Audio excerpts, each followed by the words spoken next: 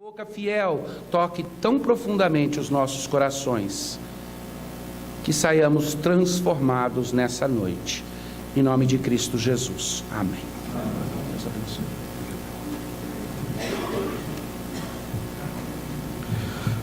Meus amados, primeiro eu gostaria de expressar minha gratidão a Deus por estar no presbitério, agradecer ao presidente pelo convite, Deus possa abençoá-lo, juntamente com o secretário executivo que enviou a carta.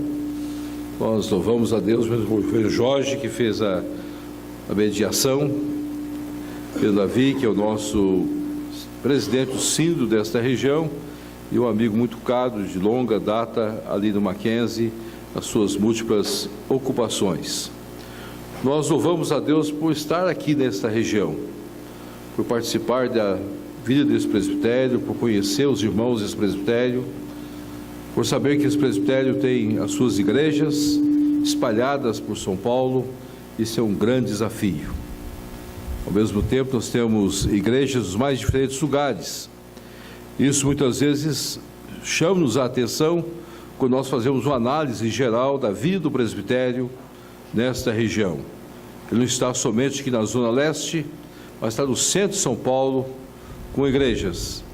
Então ele tem uma múltipla visão e muitas vezes uma diversidade de debates, porque ela precisa refletir os momentos que vive a região leste de São Paulo e precisa refletir também os desafios da região centro de São Paulo, já que o presbitério tem pelo menos 3 igrejas ali na região central de São Paulo.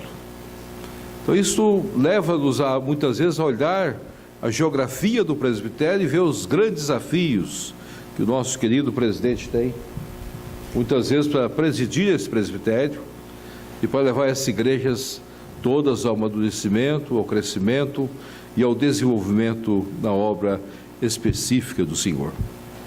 O nosso desafio tem sido muitas vezes interpretado como o desejo da igreja, de ver uma igreja forte. Nós estamos agradecendo a Deus por mais um ano de aniversário da IPB. Temos momentos muito bonitos da IPB que alegram profundamente o nosso coração.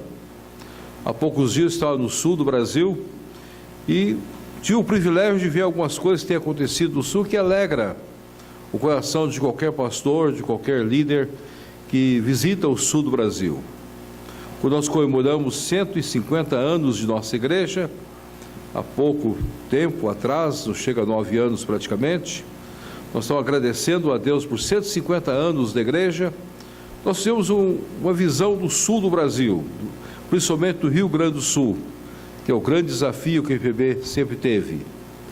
Nós constatamos, nos 150 anos da igreja, um grupo de presbiterianos, em torno de 500 presbiterianos. Isso foi um momento difícil para nós, quando nós olhamos o tamanho do Rio Grande do Sul, o desafio do Rio Grande do Sul, e nós comemoramos 150 anos ali, com um grupo de em torno de 500 membros professos ligados à nossa igreja. Agora, 9 anos depois, com todo o esforço da igreja, nós tivemos uma alegria muito grande. De 900 membros, hoje nós estamos já com 2.200 membros. Houve um crescimento muito bom. Deus tem abençoado o sul do Brasil, Deus tem abençoado a visão do sínodo do sul do Brasil, Deus tem abençoado os presbitérios do sul do Brasil, e nós estamos sonhando que no próximo ano, ou mais tardar daqui a 2 anos, nós vamos ter um sínodo somente com presbitérios ligados ao estado do Rio Grande do Sul, tendo depois outra região ligada ao estado de Santa Catarina, Paraná e assim por diante, pela glória e pelo louvor de Deus. Algo de novo vai acontecendo. Mas a grande pergunta que muitas vezes é feita a nós, quando nós olhamos a história da igreja: o que leva a igreja a crescer? O que leva a igreja a desenvolver? O que leva a igreja a ser frutífera da obra do Senhor? Eu gostaria de tratar desse tema hoje. Eu gostaria de convidá-los para o estudo que Paulo traz para nós, na segunda carta, ou na primeira carta aos Tessalonicenses, no capítulo 2. O que leva a igreja a crescer? O que leva nós, como igreja, a desenvolvermos, a ocupar nosso espaço, a sermos uma igreja forte, vitoriosa cada vez mais, na graça, no poder, na misericórdia de Deus. Vamos ver de forma alternada, desde o verso 1 até o verso 12, da primeira carta de Paulo aos crentes de Tessalônica. É uma das poucas cartas em que Paulo, de fato, trata de uma maneira veemente sobre este assunto e traz para nós alguns princípios que eu gostaria de expô-los nesta noite para todos nós, principalmente de gratidão por mais um ano histórico de nossa igreja. Capítulo 2, vamos ler de forma alternada. Porque vós, irmãos, sabeis pessoalmente que a nossa estada entre vós não se tornou infrutífera.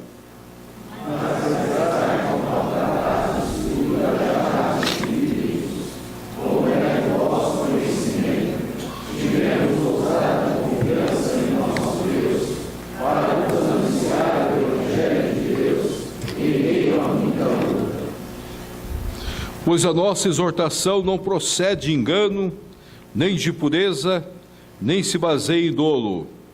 Pelo contrário, visto que fomos aprovados por Deus, a ponto de nos confiar a Ele o Evangelho, assim falamos, não para que agradeçam a homens, e sim a Deus, que prova o nosso coração. A verdade é que nunca usamos de linguagem de bajulação,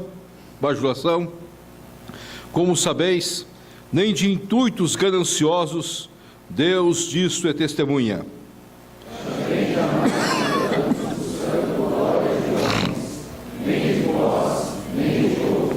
Embora pudéssemos, como enviados de Cristo, exigir de vós a nossa manutenção, todavia nos tornamos carinhosos entre vós, qual ama que acaricia os próprios filhos. Assim estávamos prontos a oferecermos não somente o Evangelho de Deus, mas igualmente a própria vida, por isso que nos tornastes muito amados de nós.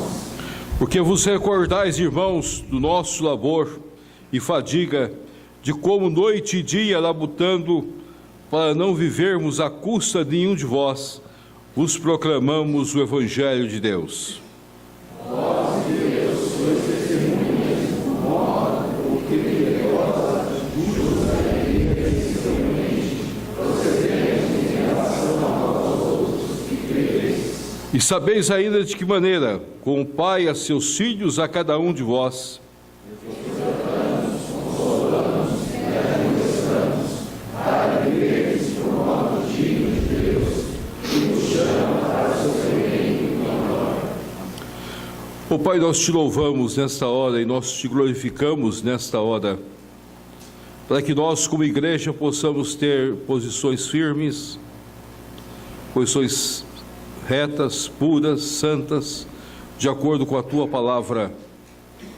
E como igreja, ó Pai, nós possamos termos sempre um comportamento adequado diante do Senhor, para a glória, para a honra e louvor do teu nome. Fala ao nosso coração e às nossas vidas, em nome do teu Filho Jesus. Amém. Amém. Meus amados, muitas vezes nós somos questionados nesse Brasil que nós vivemos sobre o crescimento de nossa igreja. Nós fizemos um relato rápido do sul do Brasil, podemos fazer relatos sobre outras regiões do Brasil, mas sempre nós ouvimos palavras dizendo: mas tal igreja cresce rapidamente, tal movimento desenvolve rapidamente, tal grupo começou há poucos dias, já é hoje um grupo muito maior. E nós, como igreja, temos respostas, temos posições, temos linha de ação, temos conduta, e cabe a nós muitas vezes sentarmos e explicarmos aquilo que nós somos como igreja, aquilo que nós procedemos, aquilo que nós devemos viver. A Igreja Presbiteriana do Brasil, ela cresce dentro dos princípios estabelecidos pela palavra de Deus. E só vamos crescer quando nós tivermos consciência que nós fomos chamados unicamente por Deus para falarmos com ousadia do Evangelho do nosso Senhor Jesus Cristo. Não é outra pregação a nossa, não é outro ministério nosso, não é outra postura nossa, expor o Evangelho do nosso Senhor Jesus Cristo. Casa por casa, rua por rua, lugar por lugar. E Paulo aqui usa uma expressão muito interessante: tivemos a ousada confiança em nosso Deus para vos anunciar o Evangelho de Deus em meio a muita luta.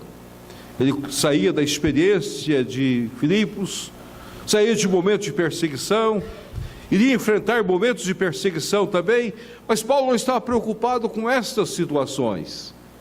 O que marcava a vida do apóstolo Paulo era a exposição fiel do Evangelho do nosso Senhor Jesus. Eu creio que isso cabe a nós nos nossos dias.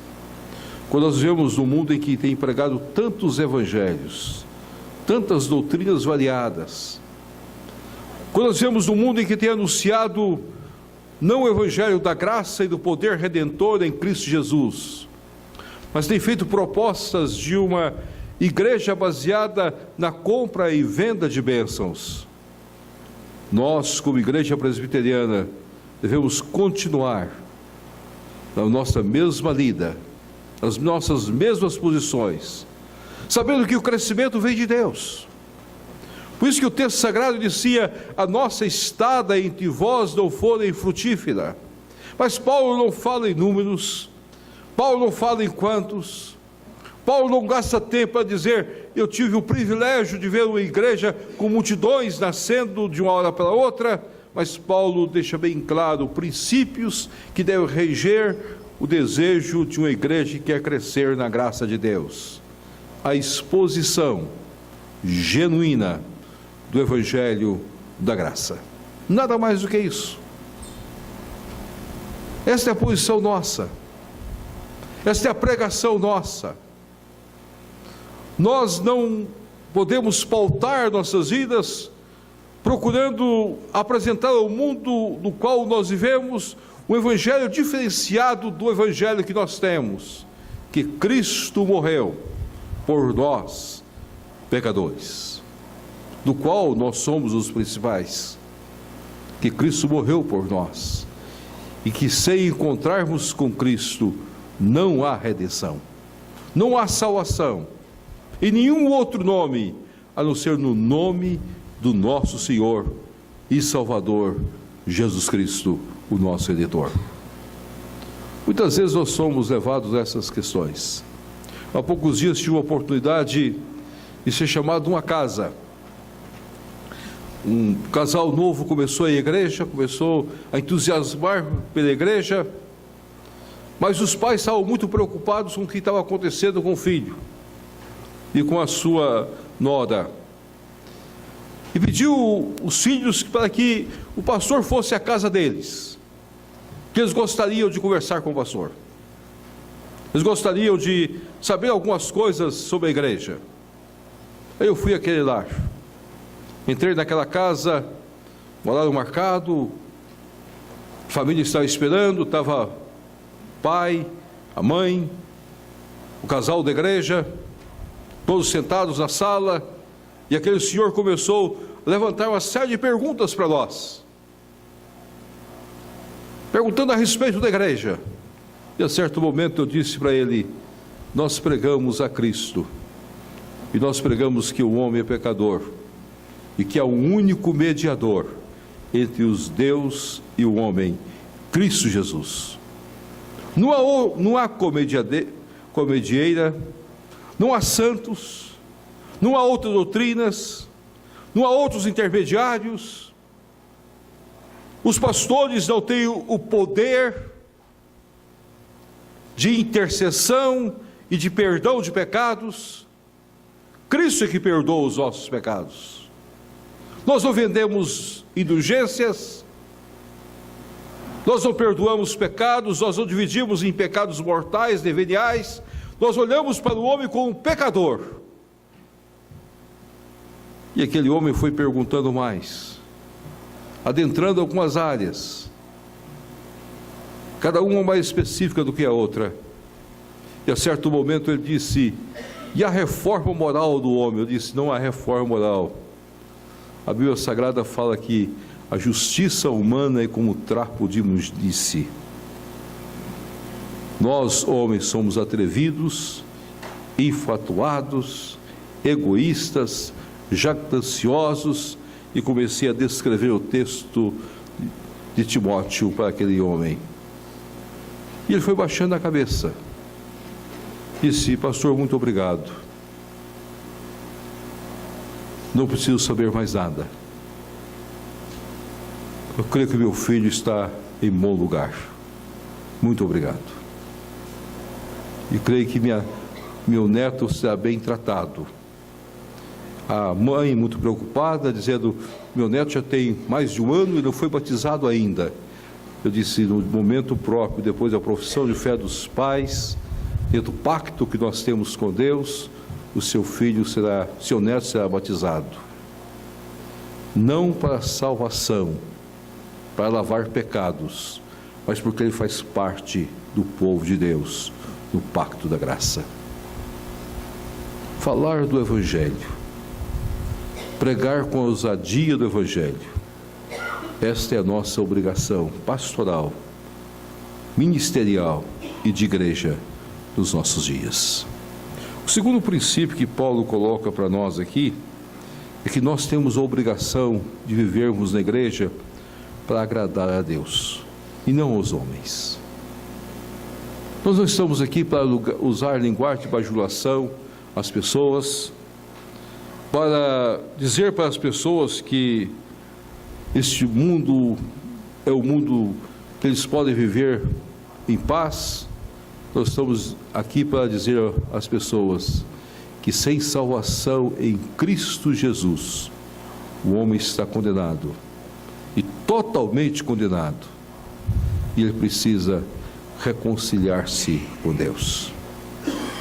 Há poucos dias eu estava numa igreja e uma pessoa da igreja fez a seguinte pergunta: pastor, quando que a Igreja Presbiteriana do Brasil vai orientar os seus membros a não falar mais do pecado? Por que vocês não falam de uma mudança social? Disse: isso não agrada a Deus.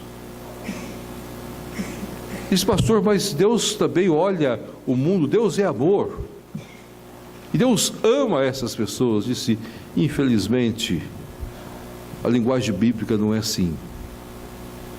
Quando eu agrado a Deus, eu tenho a obrigação de falar dos mandamentos de Deus, dos princípios estabelecidos nas Escrituras Sagradas, como Deus é e como Deus quer, não com o intuito de ganância, de ganhar, de ter, de receber, mas nós vivemos do agrado único do Senhor nosso Deus.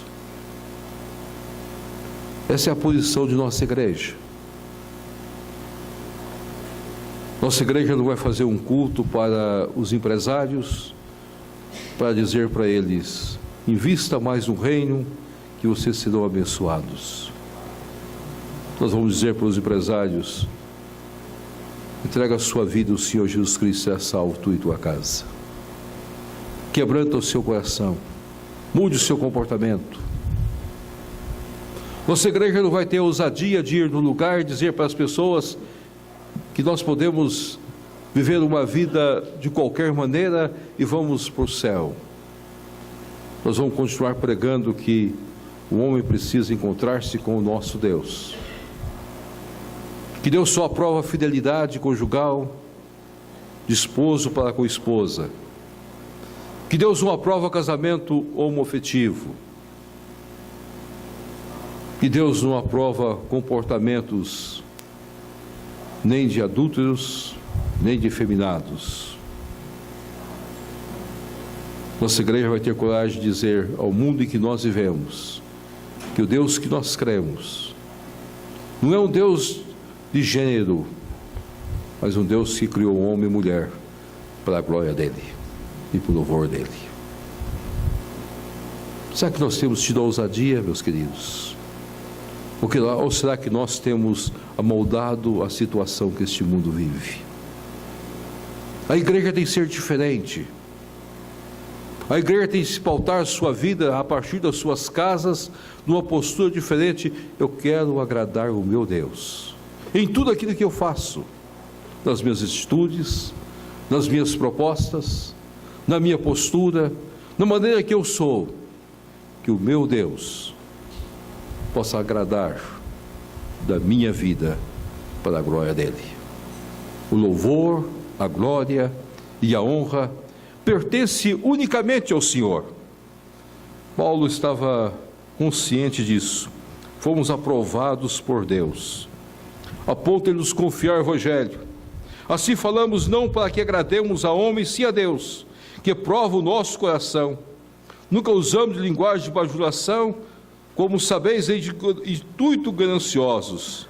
Deus, disse a testemunha, também jamais andamos buscando glória de homens, nem de vós, nem de outros. Essa era a preocupação paulina. Era uma vida única de serviço a Deus. Eu creio que falta nos nossos dias para a igreja é nós vivermos assim, de acordo com a vontade soberana de Deus. Aprendermos a termos uma palavra assim, sim e não, não. O que passar disso é do maligno.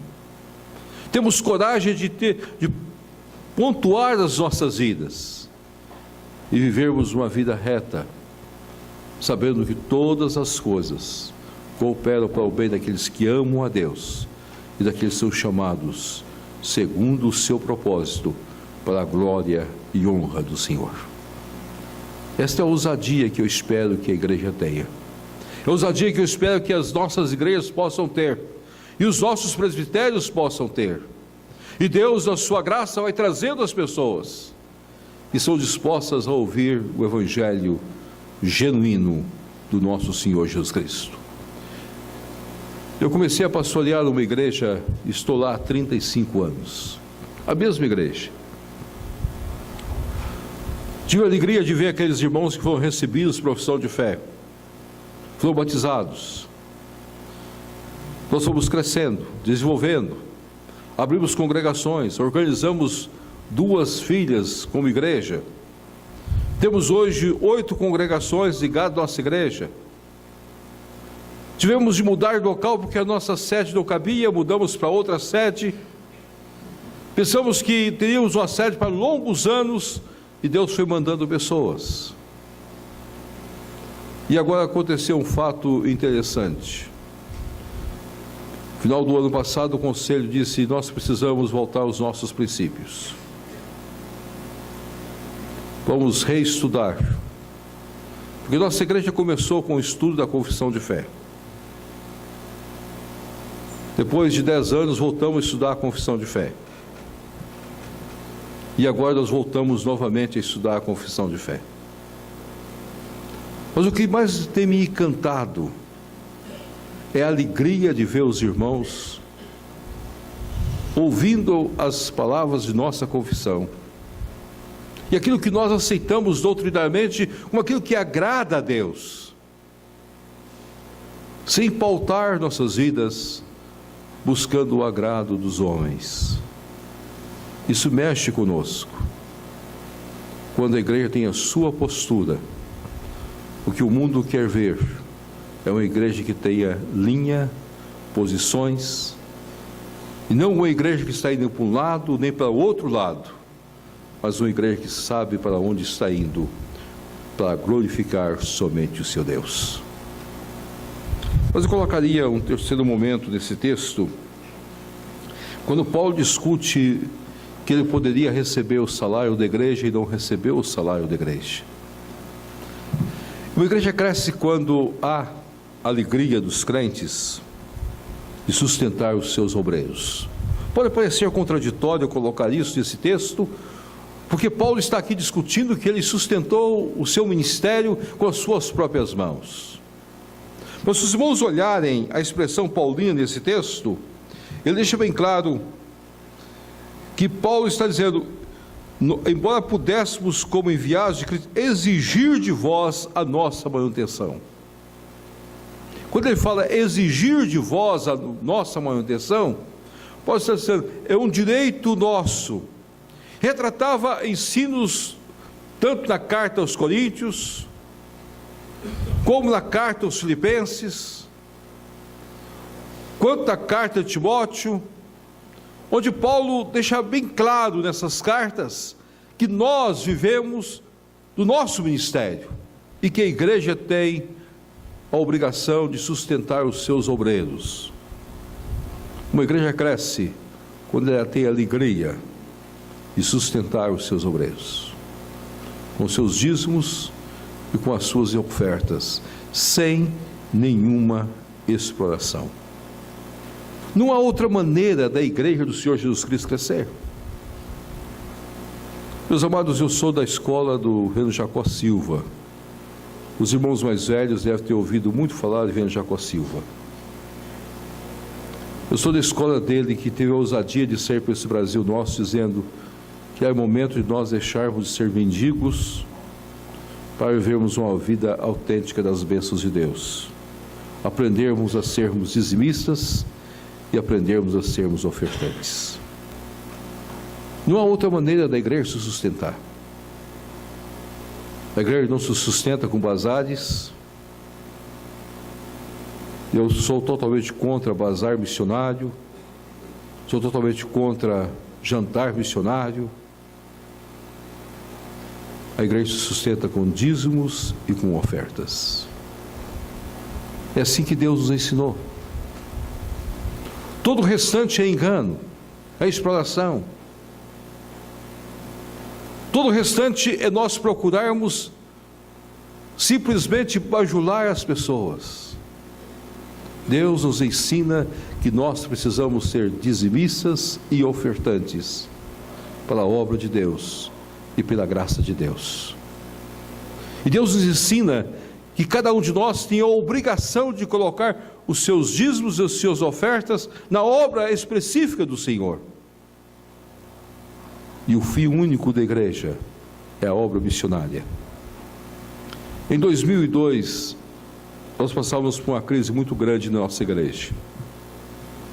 Os irmãos que frequentam o Supremo Concílio sabem que em 2002 a igreja estava numa situação quase de falência.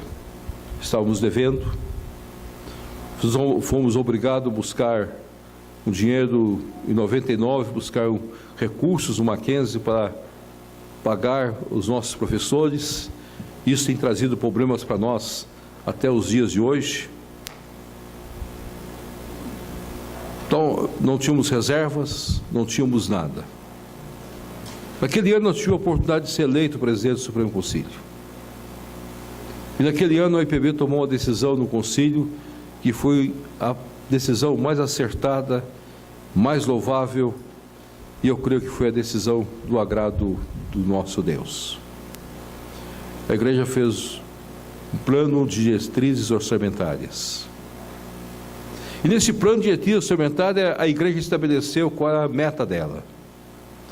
De tudo que a igreja iria arrecadar, a partir de 2002, 52% seria enviado para missões. Era muita ousadia da igreja. Nós tínhamos dívidas para serem pagas. Nós tínhamos a nossa situação, nós não tínhamos reservas. Nós tínhamos de suprir as nossas reservas. Nós tínhamos grandes compromissos pela frente. E naquele Supremo Concílio tomamos decisão que nós iríamos trabalhar com as nossas igrejas sobre dízimos e ofertas. E ao mesmo tempo ensinar a igreja que 52% de tudo que nós arrecadávamos, viéssemos a arrecadar, seria enviado para o comitê gestor, que tinha a obrigação de cuidar das missões da igreja, Junta de Missões Nacionais, Agência Presbiteriana Transcultural, naquela época, Comissão Nacional de Evangelização, órgãos que compunham a visão missionária da igreja, iriam administrar 51%. 19% nós estaremos enviando aos seminários. E a partir daí, nós começamos a dividir o restante para 8% para um fundo de empréstimo para nossas igrejas. Nós queríamos reformar igrejas para esse Brasil afora. Nós queríamos construir novas igrejas. Nós queríamos comprar terreno para as igrejas. Então nós tomamos a decisão que 8% de toda a nossa arrecadação ia para o fundo missionário. Anos depois, no Supremo Concílio de 2006, a IPB ousou mais. Teve uma ousadia um pouquinho maior. De 52% passou para 54%. 54% de tudo que nós arrecadamos, nós enviamos para missões.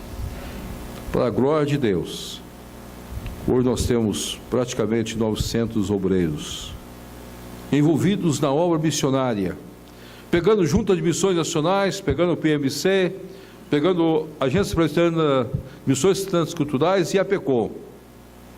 Estamos sustentando 2 programas de televisão, que nós não tínhamos.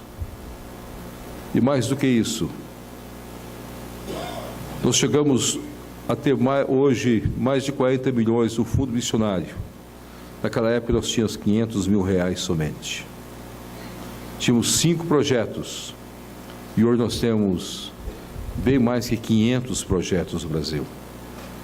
Igrejas construindo, igrejas comprando terreno, igrejas reformando os seus templos. Algum poderia perguntar qual foi o milagre da igreja? O milagre da igreja é que a igreja teve coragem de convidar a igreja para voltar aos seus princípios e mostrar o seu alvo, o seu propósito. Assim é a igreja local.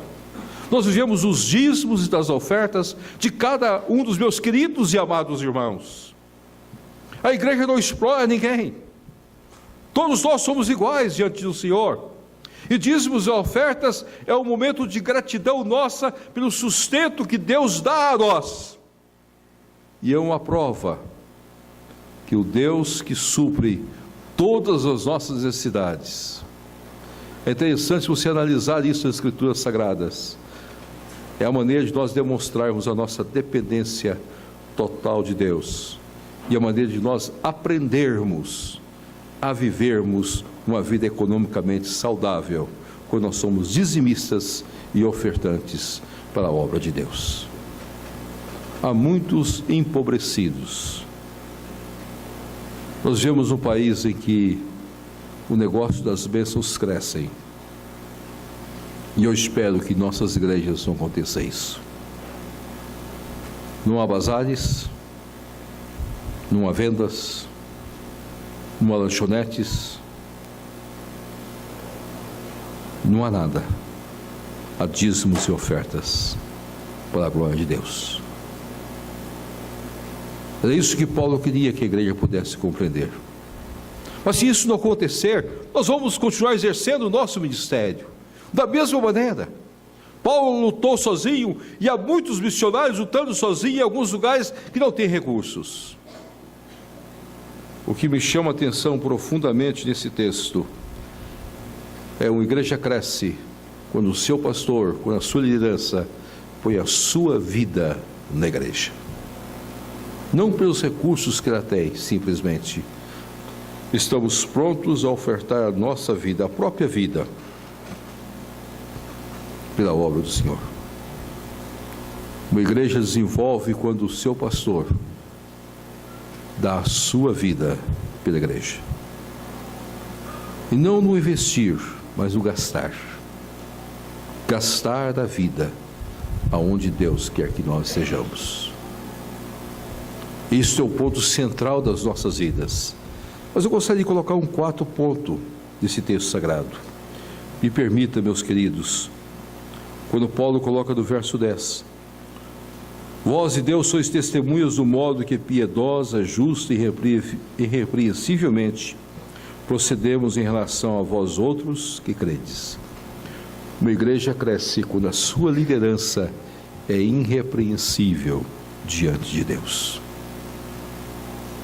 aqueles que lideram, no nosso caso, o conselho da igreja, pastor da igreja. Um povo é abençoado pela liderança que ele tem. É interessante fazer uma análise da história do povo de Israel. Os meus queridos e amados irmãos examinarem a história de Israel, irão compreender aquilo que eu estou colocando para os senhores. Israel cresceu na medida que o seu povo tinha reis sábios, sérios, honestos, competentes. Uma vida justa, piedosa, irrepreensível diante de Deus. Todas as crises do povo foi quando os seus reis desviaram, perderam o sentido. A igreja é a mesma coisa. Quando o conselho da igreja não zela da sua vida espiritual, essa igreja perde o sentido de ser. O nosso desejo, falar no presbitério, é para que cada pastor, cada presbítero, possa chamar a atenção do seu conselho. Mais do que fazer projetos, mais que sonhar grandes sonhos, é ter a coragem de dizer: nós vamos viver uma vida santa, pura e reta diante de Deus. Vamos ter uma vida de oração, de jejum diante do Senhor, de joelhos dobrados perante o nosso Deus, e vamos procurar viver uma vida irrepreensível diante do nosso Deus. Se assim, meus queridos, vocês procederem, a igreja vai ser abençoada, o presbitério vai ser abençoado, as decisões vão ser incoerentes, não vão ser por partidarismo, nem por vanglória, mas vão ser para a glória e honra do Senhor Jesus Cristo. Nós precisamos de uma liderança crente, comprometida, fiel ao Senhor, em cada lugar, para a glória do Senhor. Mas eu colocaria um quinto ponto nesta noite. Eu gostaria que os irmãos olhassem o verso 11 e 12. E vós sabeis aí de maneira como o Pai a seus filhos, a cada um de vós, exortamos, consolamos e admoestamos, para viverdes por modo digno de Deus, que vos chama para o seu reino e glória. Uma das marcas da Igreja Reformada é a aplicabilidade da disciplina.